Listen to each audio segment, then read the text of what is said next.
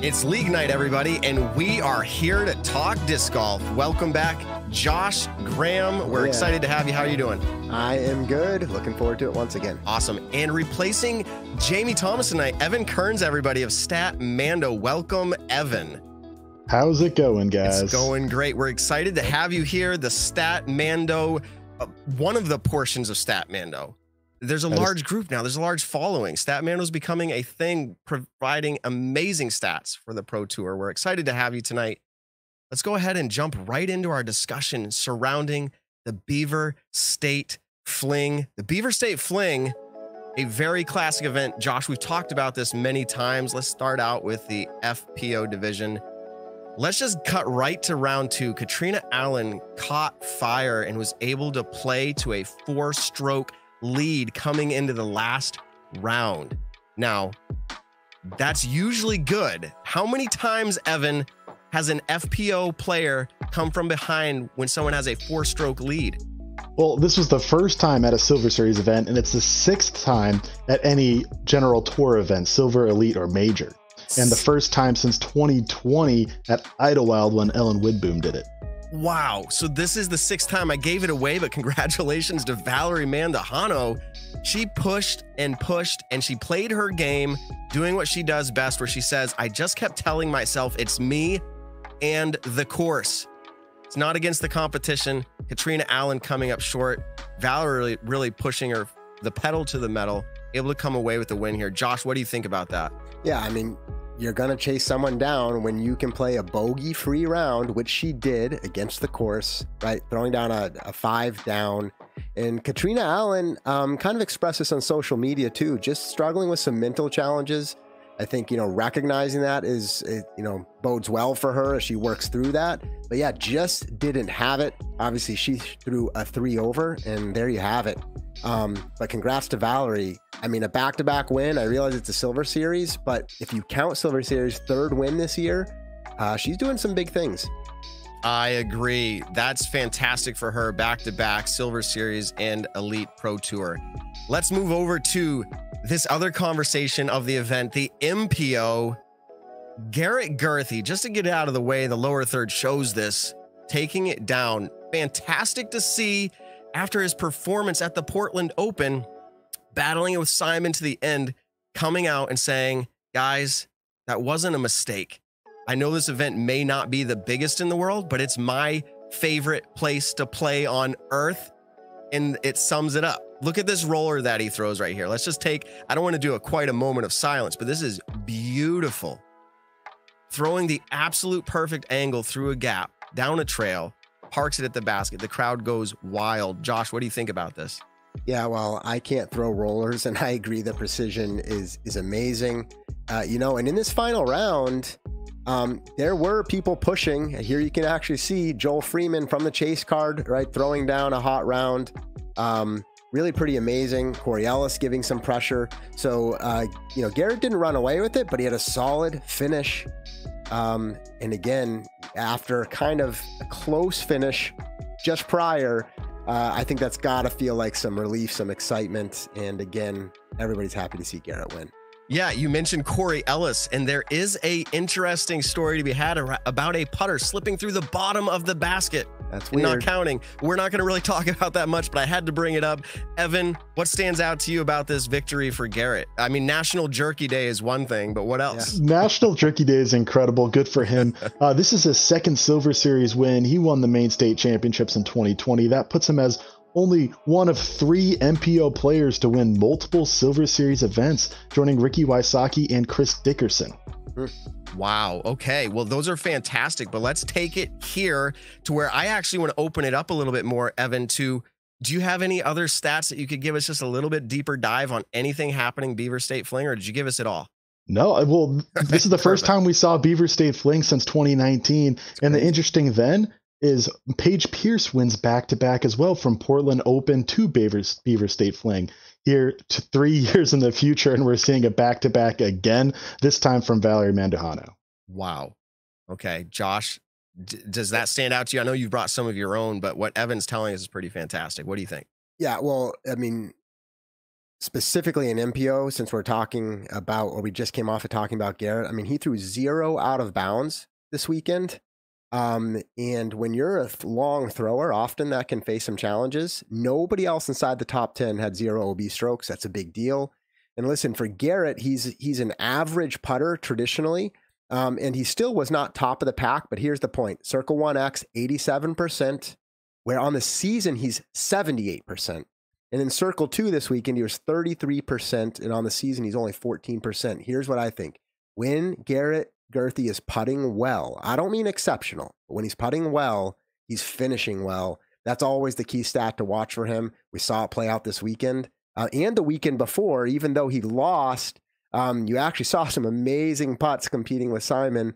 And so I think, that's something to watch for him as you move forward. Yeah, the saying goes, right? Throw for show and putt for dough. And I think that's exactly what we're seeing here. The stats don't lie, do they, Evan? Do you have anything else for us from Beaver State, or is that all? That's all I had. Okay, we're going to move it into a later portion of the show. We're going to talk about more of that. StatMando is going to bring it. I say StatMando, Evan Kerns, everybody, of StatMando. I want to give him the credit due there. Let's jump back over. We cannot forget this one event, this one throw that happened this past weekend. Let's check it out now. It is Joel Freeman throwing a 400-foot skip ace on hole 13 at Milo. This island green. Look at the surprise on his face. Fantastic. Let's slow it down a little bit here. Evan or Josh, what are your reactions? Strawberries. Yeah, but this is awesome. I mean, this is an iconic ace here with Joel, as you said, Josh, wearing an iconic shirt. Just look at that. Yeah. Spectacular. Congratulations to Joel. I will say sometimes he doesn't smile enough on the course, so it's fantastic to see a one shot in the basket will make him smile. We know it's out there. Keep up the good work there, Joel.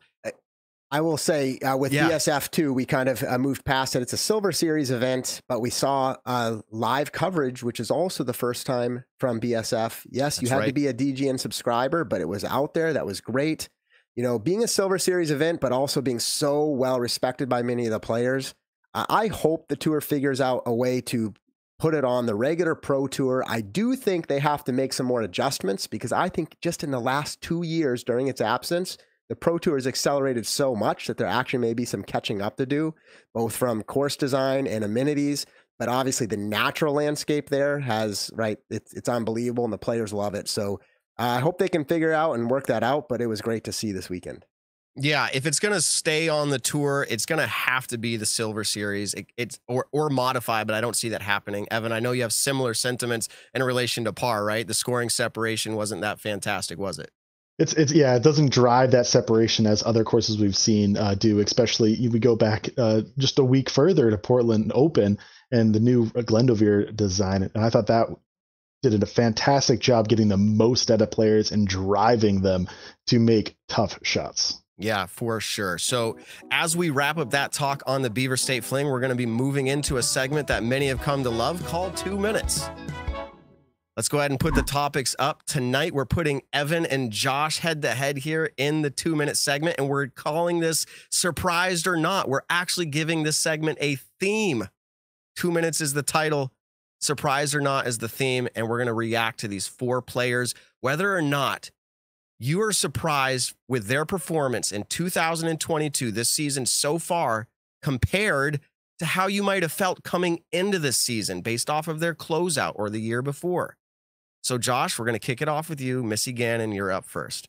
All right, so I'm going to look back at last year quickly. At the same particular point in 2021, she had played 8 events. This is what it looked like for her last year for a moment. She finished Texas State's, her best finishes were at Texas State's and OTB, where she placed 4th. Her worst finish was Portland, where she placed 19th. If you average those events at that period last year, she was finishing in 9th. Now this year, interestingly, at the same point, comparing the same events, it actually does line up, excluding Masters Cup.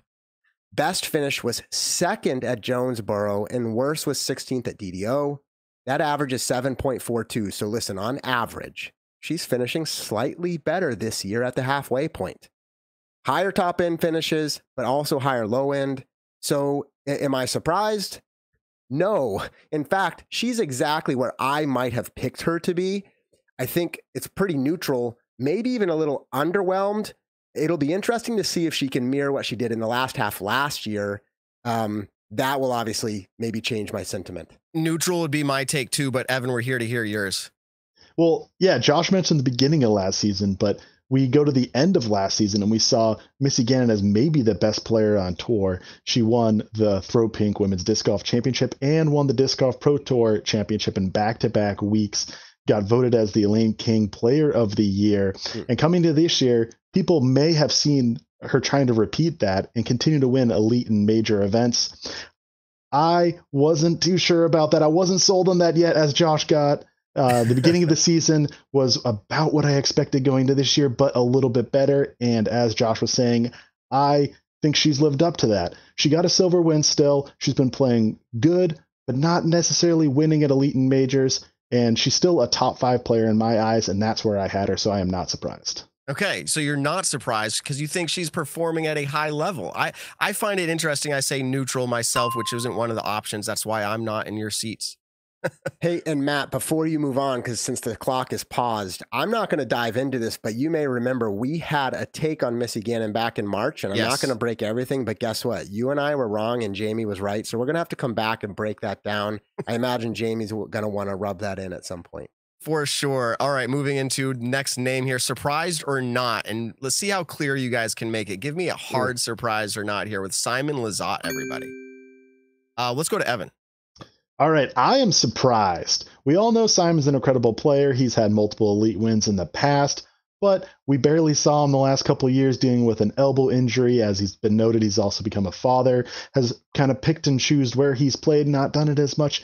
And last year, he wasn't necessarily going for wins consistently. He was playing good, but not great. Coming into this year, I didn't think he was going to get one elite win, let alone 2. He did in back-to-back weeks. He's looked incredible in weeks that he hasn't won. And now we're going on to future Disc Golf Pro Tour events. And he's in the conversation of who we think is going to win. He's probably one of the first 3 names we're going to choose. And to me, that is surprising. Wow. Surprised at Simon Lizotte. I mean, he is the trick shot king. He's done a lot of amazing things that don't leave us feeling surprised anymore. But Josh, his performance, what do you think? Yeah, so I am not surprised, but here, listen to the years. You ready? 2015 Ledgestone, 16 nothing, 17 nothing, 18 Memorial. Listen to this: 19 nothing, 20 nothing, 21 nothing. As far as wins go, even 2022 this year, a lackluster start to the season, but now 2 back-to-back wins. But I'm not surprised, and here's why. Look, we all know, and we can all see how good Simon Lizotte is at throwing a disc. I don't feel like that was ever the question. It was more about aligning those skills to the moments on the course during a tournament. And much of that's within his control, but to be fair, some of it's outside influences, such as injuries, slightly tweaking his approach. I think that's making a difference. Listen, he has acknowledged what he calls luck on the course, but in my opinion, you can write this quote down: luck is the residue of skill. And I think Simon has the skill, and now it's all playing out. And so I'm not surprised. It's about time. He is a dad. He just posted a picture on social media of his 4-month-old son, Emmett. And I think he's maturing, which goes back to say maybe he's becoming more disciplined on the course. Maybe this is a help, as we're all seeing now. It seems like it is. Valerie Mandejano up next. Josh, take it away. All right, so I'll cut to the chase. Yes, I am surprised at where she's performing at right now. And it's not about questioning her talent, because that's clearly been on display. I'd like to pretend here that I was an early, prognosticator with Valerie, but it would be far too easy to try and use hindsight as justification that I saw this coming, right? Like, it's like, oh yeah, like she was great. Look how many A-tier wins she won. But she had a decent year last year, nothing to be ashamed of, but her top finish was 4th. And I didn't quite see the peak potential. And out of the gate this year, at least when she came out of the gate, she wins Waco. She averages around 7th at a few events in between, and then wins in Portland, and then here BSF. 2 entirely different style courses, by the way, between Waco and Portland. She seemed to have the right mindset in all of her interviews, and honestly, I'm just being transparent. I did not see this coming. I am impressed, and I'm looking forward to seeing where this goes. Kristen is back in the States, and so is Evelina, but I still think you include Valerie in the top 5. What do you think, Evan, surprised or not with Valerie?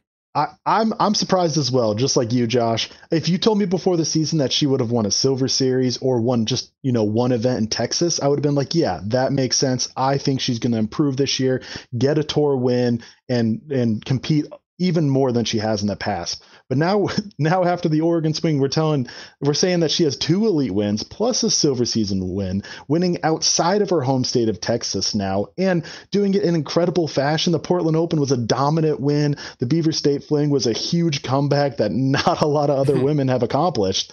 So yeah, I am totally surprised. I think we might have seen her peak here eventually, but not this quickly, not already in 2022, at times looking like the best disc golfer. This segment was not for this, but if I said Haley King or Valerie at the beginning of the season, you pick Haley King every time. I believe that. Let's move into the next and the last topic here with Ganon Burr, and I'm throwing it over to Evan Kerns, everybody. All right. I am surprised. Just like Valerie Mandejano, we knew he was going to be good. We saw it coming. We saw flashes. Pro Tour Championship, he had the flashes of excellence. We knew he would be good one day. I did not think at 17 years old that he would continuously pressure all these top pros who are adults and push them every single week. He hasn't gotten the elite win. He got a silver win. He was close, was in the playoff at Las Vegas at the first event of the year, but he has 10 top 10 finishes from all tour DGP point events, majors, elite, and silvers. That's 10 top 10 finishes. Do you know what the second most has? It's a 5-way tie with 7. He's 3 top 10 finishes clear of anyone else this season at 17 years old, with just 1 Silver Series win and not an elite win. I'm still incredibly surprised by this guy. I love how in what you brought, you said against adults. So Josh, what do you think about Ganon Burr? Yeah, so I'm going up against a stat guy, and this one's a little weird to me. As much as I said I didn't have a gut instinct for Valerie, I admitted, there's something about this one that feels different. And so I am not surprised. And yes, I am basing this one more on my own feelings and a little less on stats. I'm acknowledging that. Because to be clear, if I look back at 2021, there were some highlight moments, but he didn't have a great year on tour. And maybe I should be more surprised, but everything from his skill set to the mentality, it just felt right. And I'm admitting that, saying it was my feelings. And maybe you could say, well, yeah, it's easy to look at hindsight. But there was something about Ganon this year, starting out with a near win in Vegas and 5 other top 10s. Like, I'm just not surprised. I know that's not much cold, hard facts, but hey, my own opinion is worth something sometimes, right? Yeah, for sure. I'm impressed. I don't know if I'm surprised, but I'm definitely impressed when it comes to Ganon Burr. All right, let's take it to our next segment as we close out 2 minutes. We're going to be talking about stats. Now, stats are an interesting subject. Some of you are shutting off your TVs right now. Don't do it. We've got some interesting things to bring you. We're not bringing you the cold, boring numbers. We're going to talk about, first of all, Evan, sell me on why stats matter. Why, like, don't give me the stats that matter. Tell me why stats matter. What's the big deal with stats? What do they bring to the sport? Well, the stats are the numbers behind what has happened. So it just tells you what has happened in different ways and gives you a little bit more of an empirical way. Of course, you can get opinionated in your analysis of it, but the numbers don't lie. They are what they are. They don't change based on just thought. They're based on what happens. And to me, that tells the truth. Okay, tells the truth. I have some opinions on stats, but I'm going to throw it to Josh first. What do you think about that? Stats don't lie. The numbers are there, but why do they matter to us? Yeah, so I'm sure we're going to flesh this out a bit, but I'm going to start with a few things. One, stats can help explain the performance you saw. I think another angle is it can actually help you find breakthroughs, even for players, to focus on something that matters. It's maybe there's a new way of winning by focusing on something that no one else has found yet, right? Here's another thing. Stats let us, as media and as fans, to actually win or lose debates. Really, right? Like, we leverage a stat to say, here's why I'm right. It lets us argue who the best players are. And Matt, maybe we're going to go here, but here's my opinion. It helps us tell the story. And that's why, in my opinion, we'll probably talk about some stats matter more or less than others, but that's my take on why they matter. Everyone loves a hype video. It recaps what's happened before and it builds the story and says, this has never happened before, creating a moment collectively that everybody can surround and say, is it going to happen? Is it going to be the first time? Is it going to be a time that has been very few occurrences where it's happened? And that tells a story and it makes a moment larger than, I'll say, life. So let's talk about which ones matter when it comes down to it. Disc golf stats. Evan, start us out. Which ones matter the most? Well, I think the most important one is maybe a little obvious and boring, and that's just birdies. If you get the most birdies, you're going to be towards the top of the leaderboard. We saw it this weekend with Garrett Gerthy just dominating, and Valerie Mandejano as well. I believe they're both first in birdie percentage, but that's kind of obvious given what the game is. I would go further than that and say the other most important stats are the driving stats. That's C1 and C2 in regulation. How well you get onto the green with a chance at a putt for birdie. Those are they line up, they set the trends for who is going to be at the top. And to me, those are the most important ones to me. Okay, so they're predictive. You find those valuable to be able to predict the value of a player's performance or if it's going to happen again. Are you a betting man? Fantasy disc golf your thing? I do play fantasy disc golf. Yes. Perfect. So Evan, everybody, do not play against Evan. He's got the numbers. Josh, what do you think? Which ones matter to you? Well, that was spoken by Evan very well, but as a true stats guy, because to me, the stat that matters the most, Evan, is wins, not birdies. And I'm obviously just teasing a bit because I get the point. But really for me, right, there's a lot of stats thrown around. And so this is not a cop-out. This is really how I feel. I think ones that tell a story. In other words, in certain contexts, C1X might matter, but at another time, who in the world cares, right? Context matters around the stat. What is it actually helping you explain? What's the information you're gathering? How does it make you feel? Or Matt, you said before, like evidence of something that has never happened before is a pretty cool thing. Not because we care about the number, but because that number told us something about the story. And you know, some stats are interesting because without context, they mean nothing. I think we acknowledge that. But for example, stats, except certain stats, tell you much about the weather and the context. Or, right, the last hole where a player had a 5-stroke lead and they played it conservatively. And so the stats are different. And this is why, to me, stats have to be paired with a story. What's the explanation? Why does the stat matter? And so it actually depends. Right. And I think, Evan, you probably experienced this. I'm curious your reaction, but there are different tournaments where you could look down a list of numbers that might matter the most. But in that tournament, you pick a different stat because the story that corresponds with it is more intriguing. And to me, that's what matters. Yeah. And absolutely. Evan, do you have a discovery team there? I don't know what you call that. I said discovery team at StatMando. Do you have a team working on finding these interesting details for events? Yeah, we have a whole team of researchers who are just digging through our database, trying to find either new or recurring stats. I mean, the stat about making a huge comeback, Valerie Mandejano, right. 4-stroke comeback, that's a huge one. And that's something that we've done a lot of research in because it's very cool, in my opinion.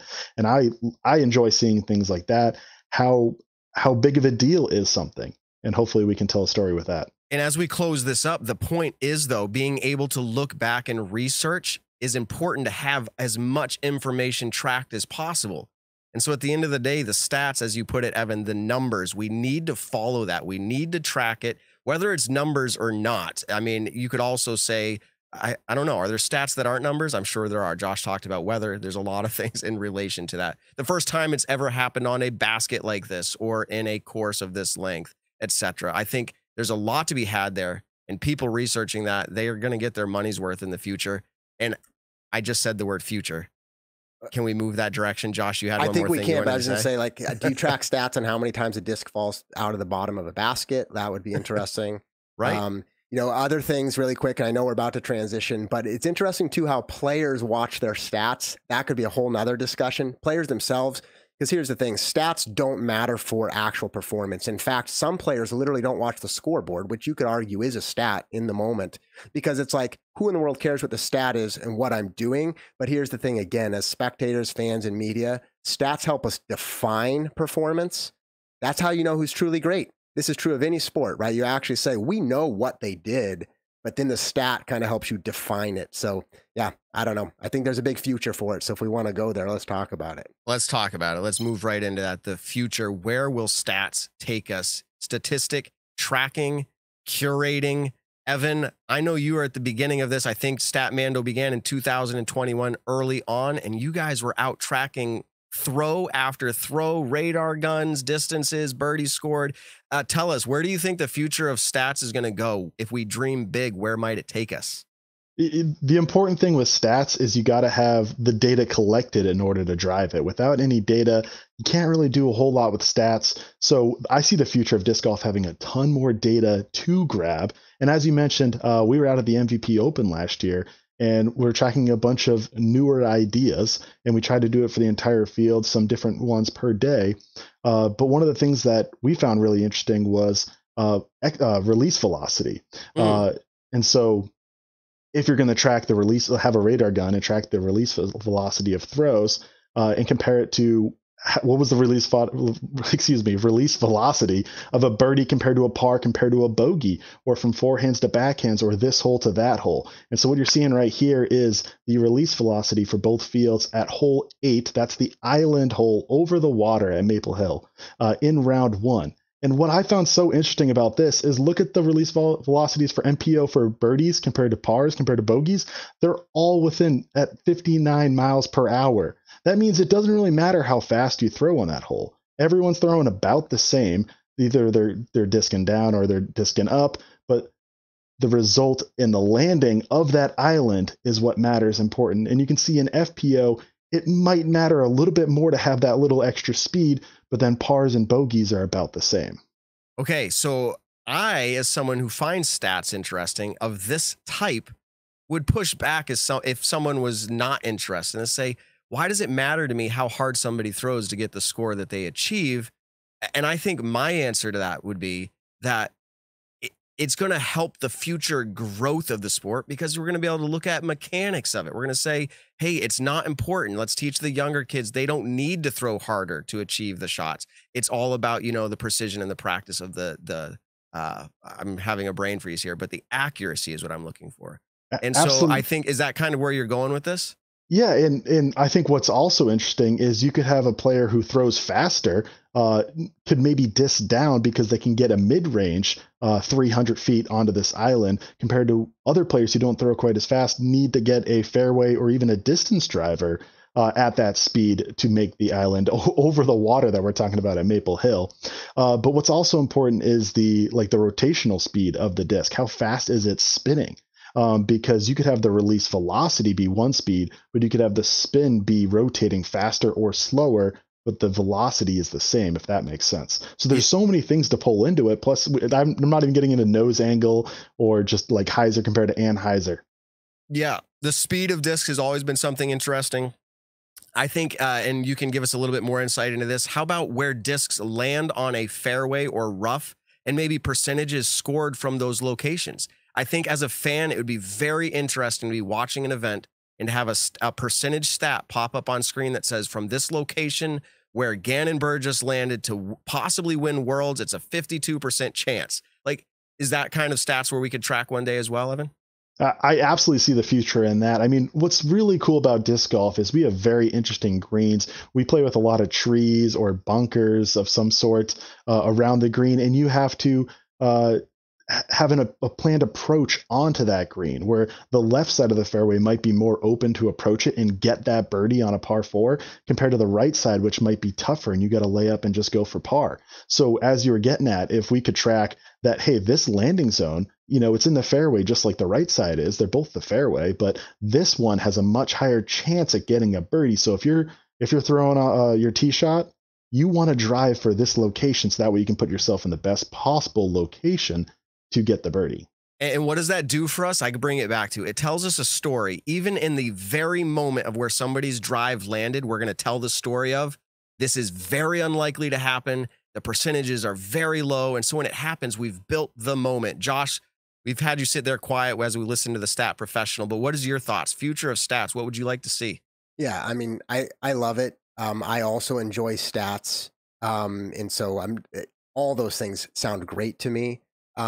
We're already seeing this start to happen, but parallel to other big sports, right? Sometimes you're watching and the commentator will come out with this stat that clearly came out of some stat department, because it's not like they figured that out themselves, right? And it's the most obscure thing, to your point, Matt. It's like, hey, this has not happened, right, in the last like 24 years.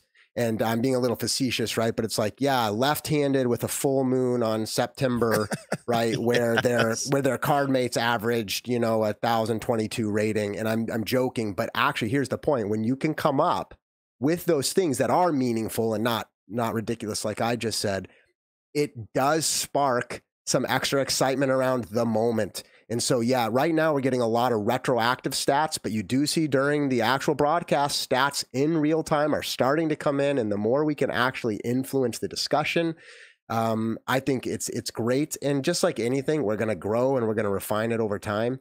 But yeah, I love seeing the evolution of it. It's almost hard to believe that we're at a place where PDGA ratings did not come up in the stat discussion. I think there's something to be said for that, but that's me bringing my take. Evan, thanks for bringing those opinions. Up next, everybody, is the Disc Golf Pro Tour Match Play Championships happening June 17 through 19. You can follow along here on the Disc Golf Network. Before we shut it down, let's take a look really quick here at some of these matchups. You have these pool assignments based off of FPO and MPO, and you can see that they're now matched up match play against their foursome. So match play rules apply, but it's against their whole card. What do you think about that? You like that, Josh? Reaction, Evan or Josh? Oh, I mean, it's like, to me, it's a perfect, this maybe isn't the right word, but a recess from the fervor of events we've had, where we still get to watch some disc golf. I think they're playing fewer holes than normal, a different dynamic. It's still familiar with match play. And how about the growth of our sport to where we can be excited about this event, even though truly some of our top world ranked players are not there for various reasons, but it's still like we're seeing up and comers and the competition is going to be just as hot as ever. I'm looking forward to it just because of a new variety. I think it's exciting. Awesome. Evan, you excited about it? This seems incredible to me. I am stoked to watch it. It's kind of, as you're getting with the pools, it's kind of like a World Cup format. And who doesn't love the World Cup? Seeing them matched up against each of their pool mates, I guess you could say. And then there's points. If you win your matchup, you get 3 points. If you tie, you just get 1. That's going to create excitement because you want to go for that win. You want to get it done in the 12-hole format. And it doesn't matter to me if we're missing a few of the top players. We got so many other top players that are playing this event. Great place to be. There are so many good players, and I'm just looking at the pools and just like, this person could win, or this person win, or this person could win, or this person could win, and that drives excitement to me. Absolutely, stats drive it. That options of what could happen, not knowing the field. That there's so much. I'm excited too. I'm stuttering over my words. I want to give a shout out to U.S. amateur disc golf champion Ilkin Grow. Ilkin Grow. Everybody, that's how excited I am. But I want to shout out him. He went 7-hole playoff against Paul Kranz, who was leading going into the final hole. Congratulations, Ilkin. We're proud of you. The future is bright, as we've seen so many times this year. Go out there and get it, everybody. Until next time, we'll see you out there, but not next week. We're taking a week off. We'll catch you after that.